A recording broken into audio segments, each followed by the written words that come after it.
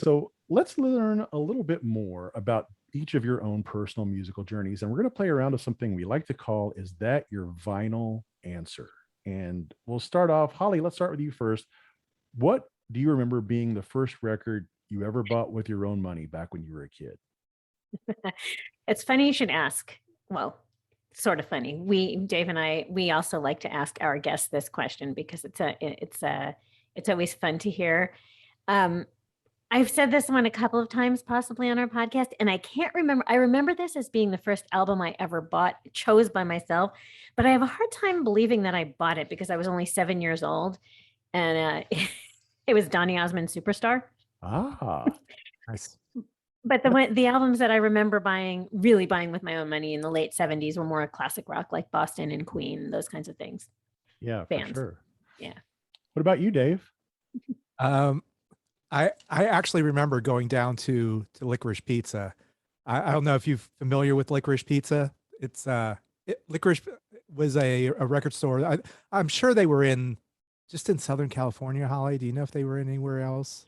I only knew of the one or two in Southern California. Yeah. Anyway, yeah. So we had this Licorice Pizza.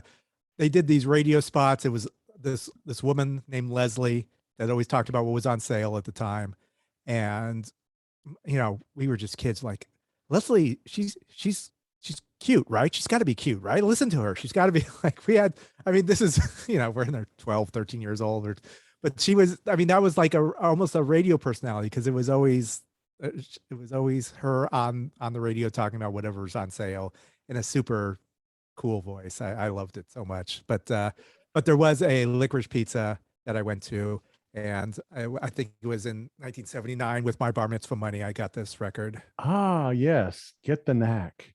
I Yeah. had the My Sharona 45, which Oh, yes. was not suitable viewing for Oh. Spectacular. Oh my God. someone Yes. forgot the bra that day, that apparently.